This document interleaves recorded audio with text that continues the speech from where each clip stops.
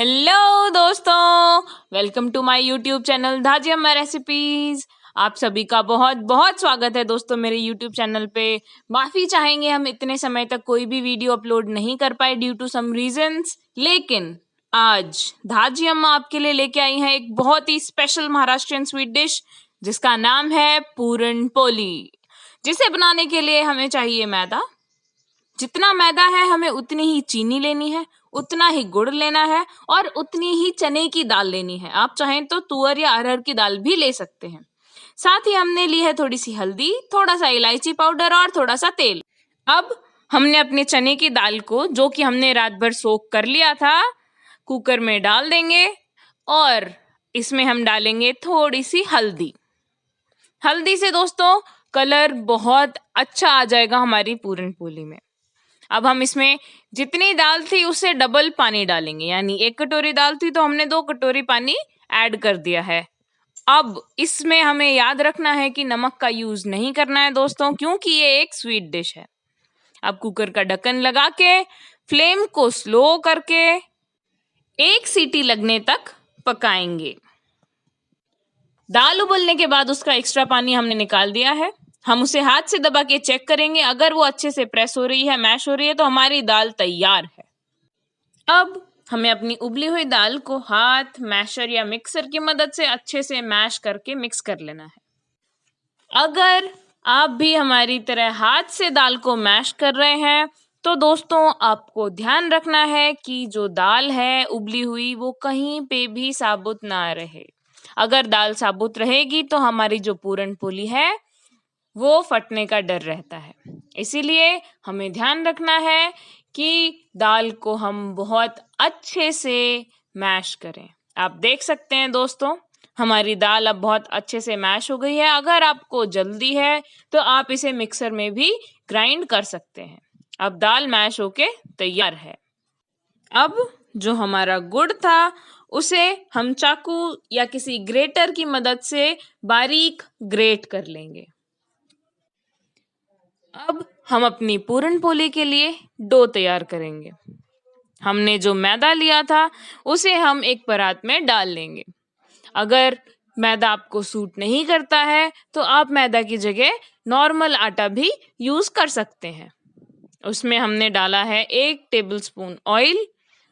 आप चाहें तो कोई भी ऑयल यूज कर सकते हैं, बस सिर्फ सरसों का ऑयल यूज ना करें, क्योंकि उसका जो स्ट्रॉन्ग एसेंस है वो आपके पूरन पोली को थोड़ा सा स्पॉइल कर सकता है। हमने यहाँ मूंगफली का तेल यूज किया है। उसके बाद उसे हाथों की मदद से बहुत अच्छे से पूरे मैदा में मिला लिया है। उसके बाद हम थोड़ा थोड़ा पानी डालते हुए धीरे धीरे हाथों से मिलाते जाएंगे और जो हमारा डो है उसे तैयार करेंगे। हमें ध्यान रखना है दोस्तों कि जो हमारा डो है वो ना ज़्यादा सॉफ्ट हो और ना ही ज़्यादा हार्ड हो। हमें मीडियम कंसिस्टेंसी का डो तैयार करना है और इस डो को हमें तब तक प्रेस करना है जब तक कि ये परात पे से बिल्कुल हट ना जाए, हाथों पे चिपकना बंद हो जाए। तब तक हम इस डो को प्रेस करते हुए अच्छे से मिला लेंगे। अब आप देख सकते हैं दोस्तों, हमारा डो बिल्कुल रेडी है। अब हम आगे पूरन पोली तैयार करेंगे। अब पूरन पोली तैयार करने से पहले हम पूरन पोली की स्टफिंग तैयार करेंगे। स्टफिंग तैयार करने के लिए हमने एक पैन को गरम कर लिया है और उसमें घी ऐड कर दिया है। आप चाहें तो ऑयल का भी यूज कर सकते हैं दोस्तों, लेकिन घी का अपना एक अलग एसेंस, अलग अरोमा होता है, इसीलिए हम यहाँ घी प्रेफर कर रहे हैं। जैसे ही घी हीट हो जाए, घी पिघल जाए, वैसे ही हम उसमें अपनी जो उबली हुई दाल थी जिसे हमने बहुत अच्छे से मैश करके तैयार कर लिया था वो ऐड कर देंगे। साथ ही उसमें हमने जो गुड़ ग्रेट करके तैयार किया था वो गुड़ भी ऐड कर देंगे। गुड़ ऐड करने के बाद हम उसमें चीनी भी ऐड कर देंगे। हमें इंग्रेडिएंट्स का ध्यान रखना है दोस्तों कि ये बिल्कुल बराबर पोर्शन में हो। प्रपोर्शन अगर इनका ऊपर नीचे हो जाता है तो पूरन पोली का जो एक्चुअल टेस्ट है वो आपको नहीं पता चलेगा। सो to get what is puran poli, आपको बहुत बराबर, बहुत ध्यान से सभी इंग्रेडिएंट्स को प्रपोर्शन में मेजर करके लेना है।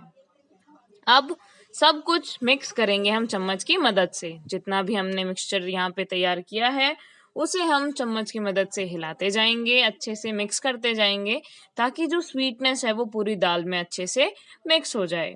जैसे जैसे आप इसे चलाएंगे वैसे वैसे ही हमारा जो मिक्सचर है उसकी कंसिस्टेंसी थोड़ी वीक होती जाएगी, क्योंकि गुड़ और चीनी हीट अप करने पे पिघलते हैं, इसीलिए इसकी कंसिस्टेंसी थोड़ी वीक होती जाएगी। हमें ध्यान रखना है दोस्तों कि हम इसे मीडियम फ्लेम पे ही पकाएं ताकि हमारी जो दाल है, बाकी सब जो मिक्सचर है वो बहुत अच्छे से पक जाए।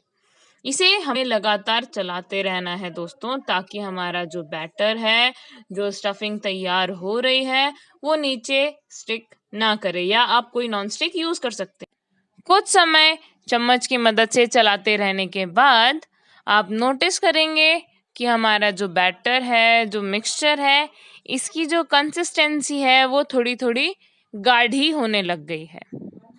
जैसे ही हमारी कंसिस्टेंसी थोड़ी सी गाढ़ी हो जाए हम इसमें इलायची पाउडर ऐड करेंगे। इलायची पाउडर की एक अपनी अलग ही खुशबू होती है, ये हमारी पूरन पोली को एक बहुत ही अच्छा अरोमा देगी, इसीलिए हमने इलायची पाउडर का यूज किया है। इलायची पाउडर को बहुत अच्छे से इवनली पूरे मिक्सचर में मिलाने के बाद हम इसे मीडियम फ्लेम पे और थोड़ी देर पकाएंगे। हमें हमारे मिक्सचर को एक बहुत ही गाढ़ी कंसिस्टेंसी तक चलाना है। जैसा कि हम पोटैटो मैश करते हैं, आलू का जो स्टफिंग तैयार करते हैं आलू पराठा के लिए, उस कंसिस्टेंसी की स्टफिंग हमें चाहिए, इसीलिए हम इसे मीडियम फ्लेम पे पकाते जाएंगे। जैसे ही थोड़ी कंसिस्टेंसी गाढ़ी होने लगे हम इसमें 1 चम्मच घी डाल देंगे। घी ऐड करने से जो हमारा बैटर है, जो मिक्सचर है, अगर वो कहीं पे स्टिक हुआ होगा कढ़ाई में तो वो वहां से लूज होके चिपकेगा नहीं, हटने लग जाएगा वहां से। हमें खाना वेस्ट नहीं करना चाहिए थोड़ा भी। कुछ समय लगातार चलाने के बाद आप नोटिस करेंगे कि जो घी की वजह से हमारी कंसिस्टेंसी वापस वीक हुई थी वो स्ट्रांग हो गई है। अब हमारा मिक्सचर इतना गाढ़ा हो गया है कि ये स्टफिंग बनने के लिए तैयार है दोस्तों। अब जब तक हमारी स्टफिंग ठंडी हो रही है तब तक हम अपने आटे की, जो हमने डो तैयार किया था, उसकी छोटी छोटी बॉल्स बना के, लोई बना के उसे बेल लेंगे।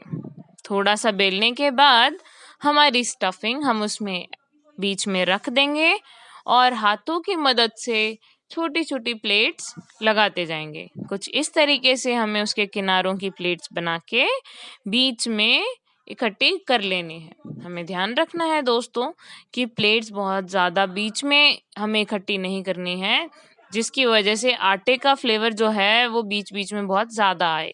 हमें बहुत पतली प्लेट्स रखनी है और इस तरीके से उसे ऊपर से सील कर देना है। सील करने के बाद हम उस पर थोड़ा सा मैदा या आटा और लगाएंगे और बेलन की मदद से उसे बेलेंगे। जितना भी आप बड़ा बेलना चाहें या जिस भी शेप में आप बेलना चाहें आप इसे बेल सकते हैं। आप किसी भी शेप में पूरन पोली को तैयार कर सकते हैं। आप चाहें तो इसकी स्टफिंग को 2-3 लेयर्स में, जैसा कि हमारा ट्रिपल लेयर आलू बस पराठा भी है, आप वीडियो देख सकते हैं, उसी तरीके का इसे ट्रिपल लेयर बर्स्ट आप पूरन पोली भी बना सकते हैं। एक पराठे की तरह भी आप इस पूरन पोली को तैयार कर सकते हैं। पूरी तरह बेल कर तैयार करने के बाद अब हम अपनी पूरन पोली को तवे पर रख देंगे आगे पकने के लिए।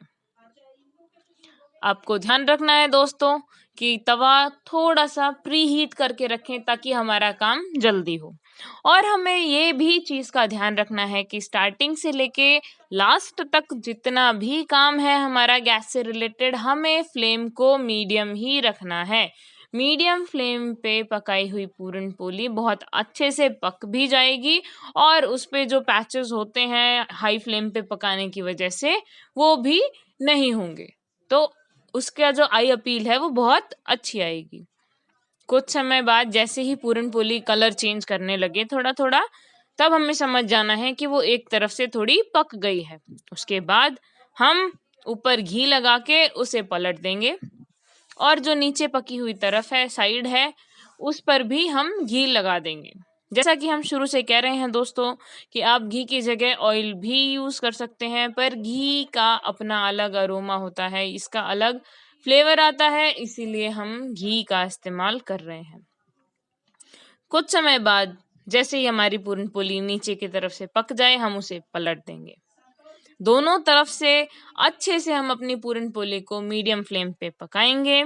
जितना ज़्यादा अच्छे से आप पकाओगे, इसका उतना ज़्यादा अच्छा टेस्ट आएगा दोस्तों। अब हमारी पूरन पोली पककर बिल्कुल तैयार है। ये थी दोस्तों महाराष्ट्र की special sweet dish puran poli. अगर आपको धाजी अम्मा की ये रेसिपी पसंद आई है तो प्लीज वीडियो को लाइक करें, और पहली बार आए हैं आप तो चैनल को सब्सक्राइब करके बेल आइकन प्रेस करें ताकि कोई नोटिफिकेशन आप मिस ना करें, और अपने दोस्तों के साथ भी शेयर करें। Thank you.